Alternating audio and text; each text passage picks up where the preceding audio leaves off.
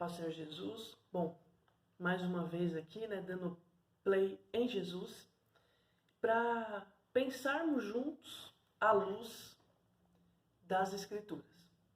Eu não quero trazer aqui para você uma opinião minha, um pensamento meu, uma forma de pensar que seja minha. O que eu estou aqui é para despertar em você algo que está escrito aqui, na Bíblia, na Palavra de Deus. Para que você não fique no engano, sendo ministrado com coisas que não vão te levar para o céu. Porque aquilo que nos salva é a graça de Jesus. A graça veio, Jesus veio, né? Ele se tornou pecado no nosso lugar e morreu para nos salvar. Então, o que salva? A palavra. Hoje eu estava fazendo meu momento de devocional no livro de 2 Crônicas e Esdras. Não que eu tivesse escolhido, mas foi a palavra que Deus me enviou após a minha oração. E aqui nós vemos um rei chamado Zedequias. E ele fazia o que era mal aos olhos do Senhor. E ele administrava um povo.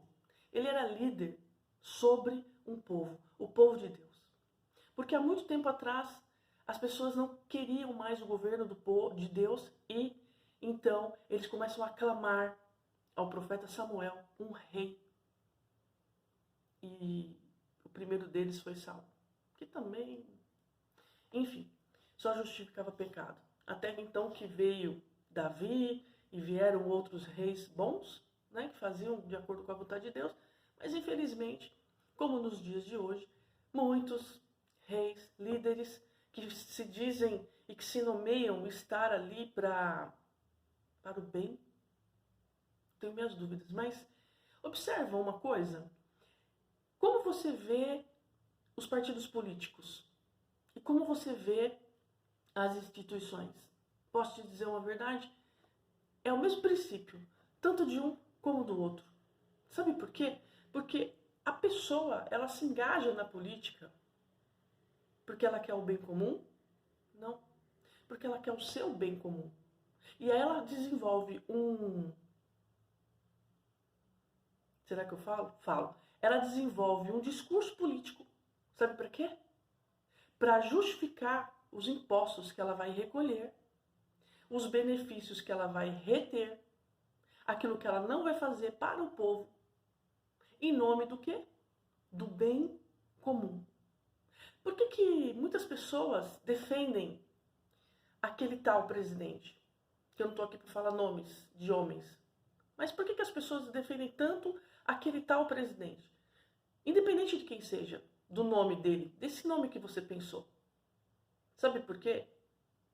Porque tudo que ele fez, tudo que ele faz, é para o seu próprio bem. Assim são os líderes religiosos, eles fazem coisas para o seu próprio bem. Para darem manutenção às suas criações humanas, à instituição. E comprar o melhor microfone, e comprar o melhor púlpito, e colocar o melhor carpete no altar. Enfim, eles pedem o seu dinheiro para financiar uma obra que é deles. Porque quando Jesus veio e Jesus morreu, ele disse que nós seríamos o templo do Espírito Santo. E não tem cadeira, não tem microfone, não tem altar, não tem nada que sirva para mim. O que me salva é a palavra de Deus. O que me leva para o céu é Jesus Cristo. Então, essa história de dízimos e ofertas que estão pregando dentro da igreja para pegar o seu dinheiro, o seu dinheiro. Seja uma moedinha, ou seja muito papel, ou seja um cartão de débito ou crédito. Isso não é de Deus, isso não é bíblico. Aí eles vão falar para você, mas e o que diz sobre Malaquias 3:10? Eu vou te dizer o que diz Malaquias 3:10. Trazei os seus dízimos e as suas ofertas à casa do tesouro, para que não falte alimento. Quando você sai da sua casa, ou você sabe que alguém sai da casa dele, igual aquela criança que vai para a escola só para comer a merenda, isso eu admiro o poder público, porque querendo ou não, daquele jeito ou não, ele está fazendo alguma coisa ainda. Gente, dar dízimo e ofertas na casa de Deus, conforme Malaquias ensinou, é para que as pessoas ali, num senso comum em amor, a todos aqueles que eram de Deus, aqueles que serviam a Deus, pudessem ter o que comer. E que também pudessem levar o sacrifício para a expiação dos seus pecados. Vamos parar com essa hipocrisia. Vamos parar. Se você de repente é líder de alguma instituição e está me ouvindo, pare. Pare com essa soberba. Sabe por quê? Porque isso não vai te levar para o céu. E aqueles que te seguem vão para o inferno junto com você. Porque isso não é bíblico. Jesus, lá em Mateus 25, ele está falando sobre o julgamento das nações. E tem um momento que ele diz o seguinte: as nações estavam reunidas, assim como naquele grande dia estará. E aí ele diz assim: então virá o rei, que está se referindo a Jesus, e diz: vinde, bendito do meu Pai, possui a herança, o reino que está preparado desde a fundação. Essa é a sua herança, para começar. Então, se você vai numa igreja que te promete um monte de coisas, eu vou te dizer que isso é mentira. A única promessa que Deus fez, está lá escrito nas cartas de João, a única promessa foi a vida eterna. Se para isso você seguir o que está aqui escrito na Bíblia, nas Escrituras Sagradas. E aqui Jesus, então, ele vem e diz que ele vai separar os bodes e vai separar as ovelhas. Para as ovelhas que estarão à direita de Deus, ele diz: vinde benditos do meu Pai. E para os que estiverem à esquerda, os bodes, que o que mais tem hoje é bode, ele diz: apartai-vos de mim, malditos. Malditos, apartai-vos de mim, malditos. Imagina Jesus falando isso. Quando eu li essa passagem, e eu fiquei imaginando que eu poderia ser o bode, eu chorei compulsivamente, porque eu falei: Senhor, tem misericórdia de mim. Que eu não me engane, porque tanto tempo eu vivi no mundo, e quando eu fui para a igreja, instituição, eu vi que lá era pior que o mundo. Porque é o mesmo princípio, o partido político e o partido das instituições. Eles falam a respeito de um bem comum que não existe. Porque o pastor está andando de carro importado, está fazendo viagem para Jerusalém, está promovendo excursão, está fazendo um monte de coisa, gente. E tem pessoas passando fome. Pessoas que estão correndo o risco de ficarem sem as suas casas porque pagam aluguel e não tem dinheiro, não tem trabalho. Então cadê o dízimo e a oferta de Malaquias? Por que você, líder, está pregando uma coisa e você não está vivendo? Ah, tá, desculpa, você só usa a palavra para extorquir dinheiro dos fiéis. Ok, seus dias estão contados. Sabe por quê? Porque aqui foi Jesus que falou, não fui eu. Ele diz que quando ele separar os bodes das ovelhas, ele vai dizer: vinde benditos ou vai malditos. Aí perguntam para ele: ué, mas o que Jesus está querendo dizer com isso? Meu Deus, e agora? Quem é o bendito? E aí Jesus não deixa ninguém no engano. Jesus não deixa ninguém no engano. E aí ele diz: quem são os justos? Quem são os benditos?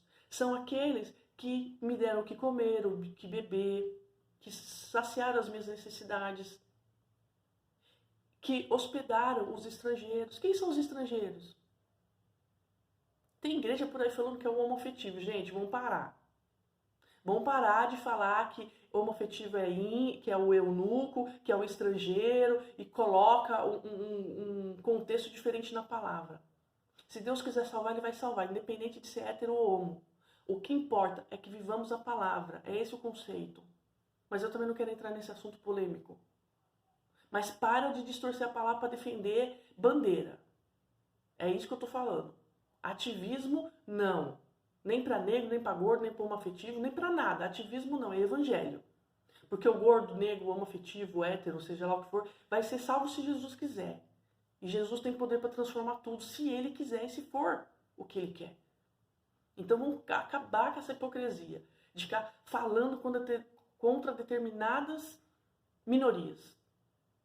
Certo? Fazer parte de uma minoria não é requisito para salvação. E aqui Deus ele fala sobre essas minorias, mas em que momento? Em que sentido? Para quê? Para alertar que esses dízimos e essas ofertas lançadas aos pés dos sacerdotes, dos líderes, dos apóstolos, sei lá que título que as pessoas colocam na frente dos seus próprios nomes, porque nem Jesus tinha título, né? O povo que dava título para ele. Ele veio como Salvador e Senhor, mas chamava ele de tudo, até de endemoniado. Quando ele falava algo que ia contra esses líderes religiosos, falavam que ele era endemoniado. Então, tudo bem se você me chamar de endemoniada de Satanás encarnado, ok? Eu não estou ligando para você, se a sua opinião é essa. Porque o que eu estou falando é a Bíblia. Se na sua Bíblia está escrito diferente, nas minhas várias Bíblias que eu tenho aqui estão escritas as mesmas palavras. E se foi Deus que falou, eu creio que seja verdade, né? Porque se você disser que é mentira, acredito eu que Jesus estava errado. Então, quando ele pregou isso, Malaquias também estava errado, dentro do contexto histórico e espiritual daquela época. Mas, enfim. E aí aí perguntam para ele, mas quando é que te demos o que comer, o que vestir? E quando é que fomos de encontro às suas necessidades? Ele diz, quando nós damos roupa para quem tem frio, comida para quem tem fome, abrigo para quem está desabrigado, ou pelo menos ajudamos nessas causas, né? Quando nós indicamos a nova morada para essas pessoas, quando nós verdadeiramente nos colocamos no papel de Jesus Cristo, porque nós não somos Jesus, mas nós somos seus imitadores. Então, quando nós nos colocamos como representantes dele aqui nessa terra, é para isso. Não é para levar dízimo e oferta no templo, na instituição, porque o líder recebe o seu dinheiro e aí dizem assim, mas se ele usar errado o seu dinheiro, Veridiana, é problema dele, ele vai ter que se ver com Deus. Só que a palavra diz que se eu não falar a verdade, eu também vou ter que prestar conta com Deus. E a partir do momento que Deus me revelou essa verdade, eu tenho que falar para você. Para você que não vai na igreja, para você que é de qualquer religião, para você que é líder ou não, enfim, eu não sei. A verdade é para todos. Jesus chamou a todos. E quem é a igreja verdadeira de Jesus Cristo? A gente vai ver aqui no livro de Atos dos Apóstolos. Quando começa uma grande perseguição, Paulo está no meio dos perseguidores. Paulo, ele é um cara incrível, mas infelizmente ele entendia a mensagem de Deus de uma forma um pouco equivocada. Depois que ele encontrou Jesus, essas coisas mudaram. E aí a Bíblia aqui diz, em Atos dos Apóstolos, capítulo 8, que Saulo consentiu na morte de Estevão. Aquele que foi apedrejado porque falou um monte de desaforo, pode jogar suas pedras, ok? Pode jogar suas pedras. Estevão, por falar a verdade, ele pagou com a própria vida.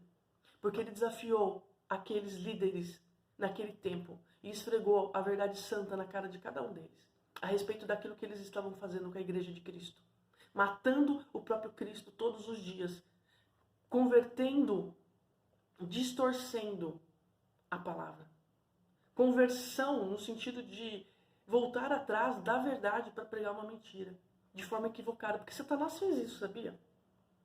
Satanás, desde o Jardim do Éden, ele pegou a palavra de Deus, distorceu, deu uma ajustada ali, né? Bem coisa de homem isso, né? Mas Jesus não nos fez a imagem e semelhança do diabo, ele nos fez a imagem e semelhança dele.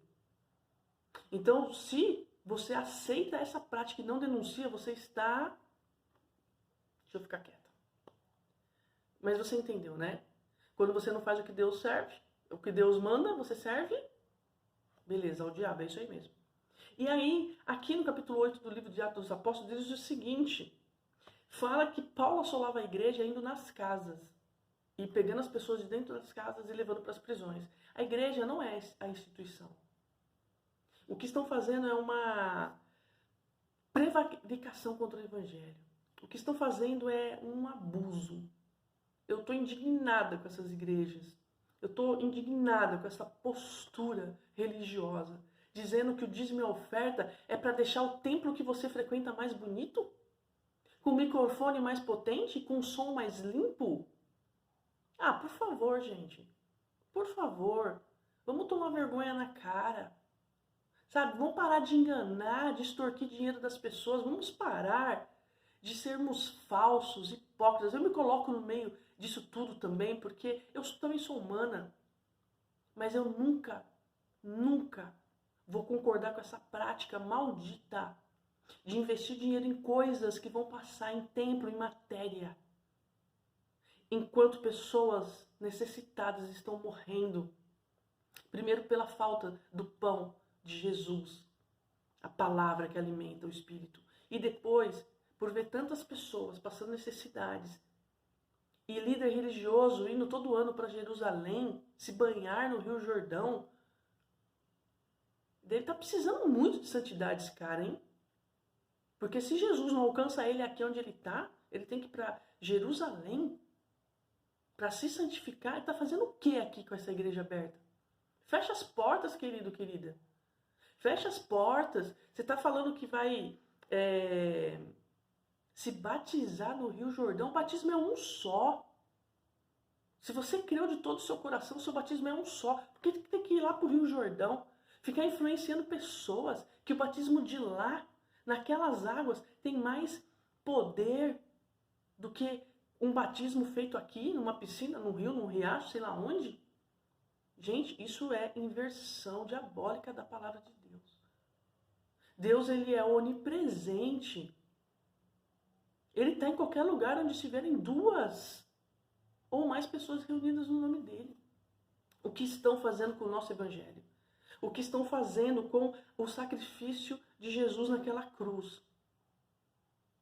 Então, meu querido, minha querida, se você está dando seu dízimo, seu dinheiro para instituições, pare agora. Pare agora. Veja quem tem necessidade da sua ajuda. Veja se tem alguém. Veja se tem alguém que precise de uma blusa, de um cobertor, de uma comida, de um miojo, de um pacote daquelas pipoquinhas doces, que aquilo lá mata a fome, que é uma coisa. Parece brincadeira, gente, mas não é. Veja se alguém está precisando de algo. Veja se alguém está precisando de necessidades a serem suprimidas. É isso que Jesus fala aqui. Você me deu de beber quando eu tive sede. E você alimentou aquela pessoa, você deu água para aquela pessoa, você levou a água da vida, o pão da vida para aquela pessoa. Você deu roupa, você deu casa, você deu comida, você deu assistência. É isso o dízimo. É para isso que a gente oferta voluntariamente na casa do Senhor, indo até as pessoas, promovendo ali um culto e perguntando ao irmão o que ele precisa. Se é de roupa, mas não pega o que é seu, gente. A igreja de Cristo não é lugar para você pegar tudo que é seu e que não serve mais. Lógico que isso ajuda a gente. É que tem gente que acha que caridade é isso. Acha que a igreja é um brechó. Vai lá e dá tudo que não serve mais. E ainda quer vender a preço de mercado. Se você não tem e você sabe que alguém precisa, dê, faça a sua doação, ok. Mas às vezes vai exigir mais. Às vezes você vai ter que tirar de onde não tem para ajudar. Às vezes você vai ter que abrir mão de um celular novo para ajudar alguém, porque a fome do nosso irmão é mais importante que o nosso celular novo. A não ser que o nosso celular novo esteja realmente pedindo outro. Às vezes é mais importante o nosso lanche no McDonald's, no Burger King, num restaurante japonês, sei lá. E a gente comer do mesmo sanduíche que o nosso irmão que está passando fome na rua. Deus tem me constrangido para isso. Deus tem me constrangido para isso. Eu tenho procurado, é difícil, mas eu tenho procurado. Porque é ruim, né, a gente abrir mão das nossas vaidades. Poxa, mas eu trabalho. Mas eu isso, mas eu aquilo. O dinheiro é meu, eu administro como eu quero. Não, é tudo de Deus. Porque, sabe por quê? Porque se Deus quiser tirar tudo agora, Ele tira. É só Ele recolher o nosso fôlego de vida. E tudo acaba. Tudo. A minha miséria e a minha riqueza acaba, se Deus quiser. Então a gente tem que aprender. Nós temos que aprender definitivamente a entregar o nosso melhor para ajudar as pessoas, como está escrito lá em Mateus 25. E aí Deus vai reconhecer em nós, quando Ele olhar as nossas obras, como resultado da nossa fé, daquilo que nós cremos. E se nós cremos nessa palavra, então a gente precisa de uma vez por todas, entender que a obra de Deus não está dentro de uma instituição, gente. Porque eu fico olhando a liderança religiosa e a liderança política, eu não vejo diferença. Eu não vejo diferença. Por isso que tem tanto crente, pessoas que se dizem crente, querendo entrar nesse mundo político ou defendendo certos políticos. Passam por cima de princípios para ir para o Facebook, levantar bandeira política. Aí eu te pergunto, o que Deus tem a ver com isso se Ele é o governo do mundo? Você acha mesmo que Deus levantou esses poderosos? Porque a Bíblia fala, né, que Deus ele levantou os príncipes, que Ele levantou governos humanos, sim. Mas não é disso que eu estou falando. Não é disso que eu estou falando. Por Deus, não teria nada disso. Começou lá em Juízes.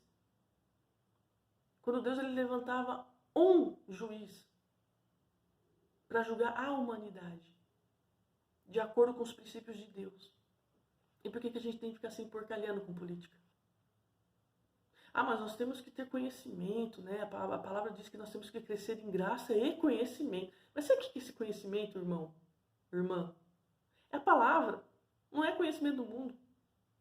Porque Jesus disse que o Pai tem prazer em revelar as coisas para os pequeninos, para os humildes. Então, Deus ele não quer saber do nosso conhecimento humano, gente. Mas até nisso distorce a palavra. Crescer em graça e conhecimento é crescer sabendo da graça de Jesus Cristo. É nos desenvolvermos para isso. E aprendermos sobre a Escritura Sagrada, que é a palavra revelada pelo próprio Cristo, que nos salva. Então, assim, eu não preciso de conhecimento científico. É bom, mas se for empregado para as coisas concernentes ao reino de Deus. Porque só a minha sabedoria humana não vale para nada. Eu sei muito bem disso, porque Deus, graças a Deus, me agraciou com uma sabedoria razoável, um pouquinho acima da média. Eu consegui fazer uma faculdade, enfim. Isso não me torna nenhuma superdotada, ninguém, né?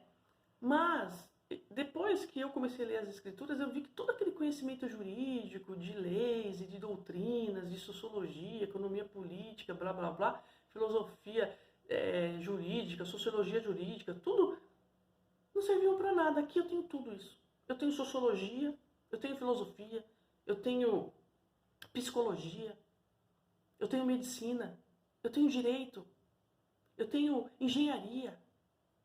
Caraca, quando eu estudo a história das pirâmides, que eu vejo aqui aquelas construções e tal, para que eu preciso da faculdade? Não é que você não vá para a faculdade, se você quer, vá. E seja instrumento de Deus lá naquele ambiente. Mas não precisa. Eu conheço pessoas que não têm o ensino, sei lá, vou dar um exemplo da minha casa, meu pai e minha mãe. Pessoas sábias e que não têm diploma universitário. Às vezes, eu e minha sobrinha, nós somos advogadas.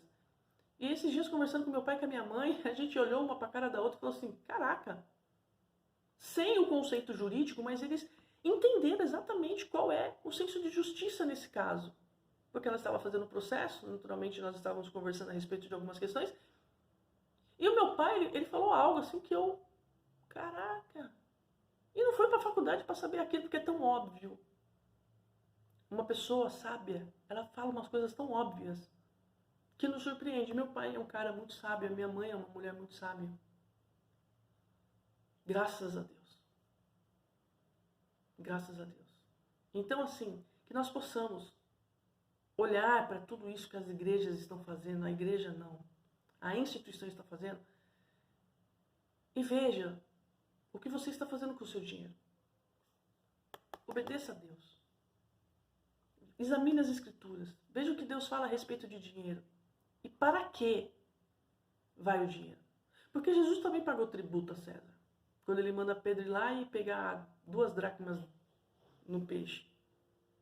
A gente lida com dinheiro, sim, óbvio, é óbvio. Mas as instituições estão arrecadando seu dinheiro para patrocinar a própria instituição. Aí dá uma cesta básica de vez em quando lá e cria um tal do Ministério da Ação Social. E aí, cuida daqueles que estão lá dentro. E quem está na rua? Não alcança. E aí não dá para ser crente mais ou menos, pela metade. Ou faz o serviço inteiro ou não faz, gente. É a mesma coisa eu falar que vou fazer faxina na minha casa, só limpo o quarto, ou só lavo o banheiro, ou só lavo a louça da pia. Não, faxina é faxina. Igreja é igreja.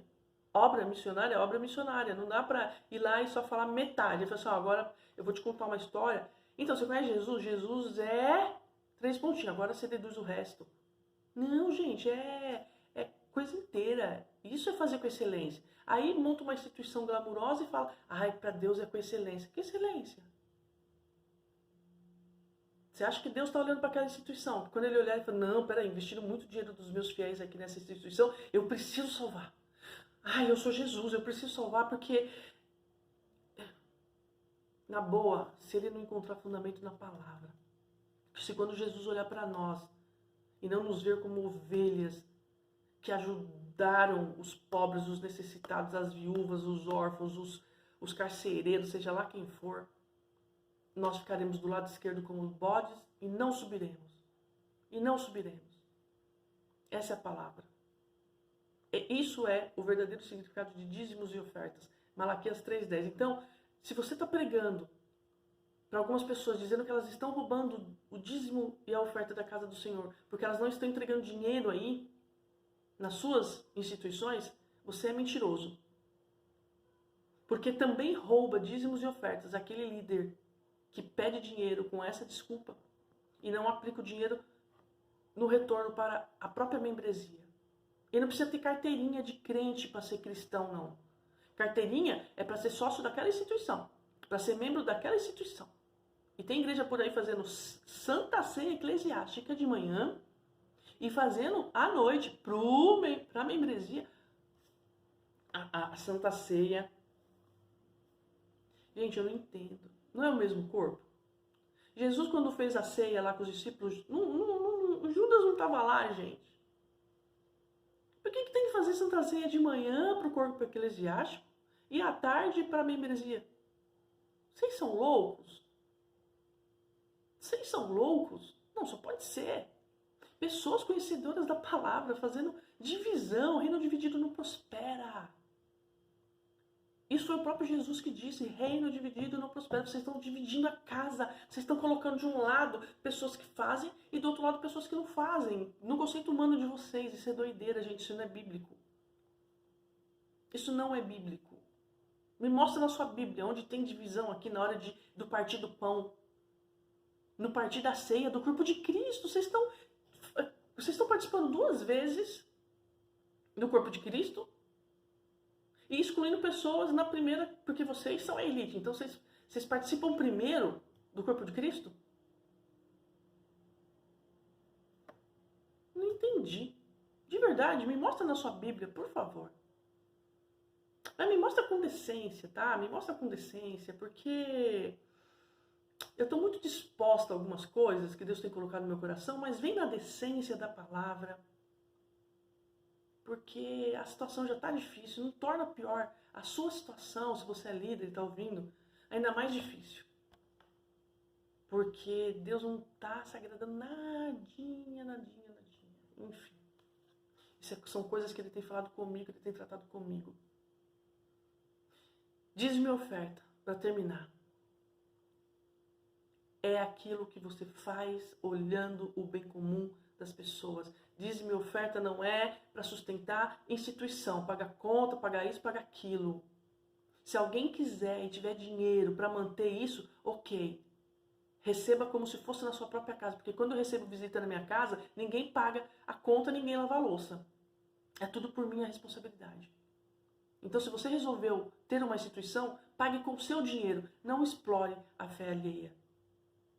Ok? Combinado? Fique na escritura, meu amado, minha amada. E vamos para o céu. Vamos para o céu, porque lá é o nosso lugar. Se preocupa com essas coisas daqui não. E não fique levantando bandeiras de coisas que não tem nada a ver com o reino do céu. Deus quer pessoas com o coração disposto a adorá-lo em espírito e em verdade. O resto é mentira. Que Deus abençoe, amém.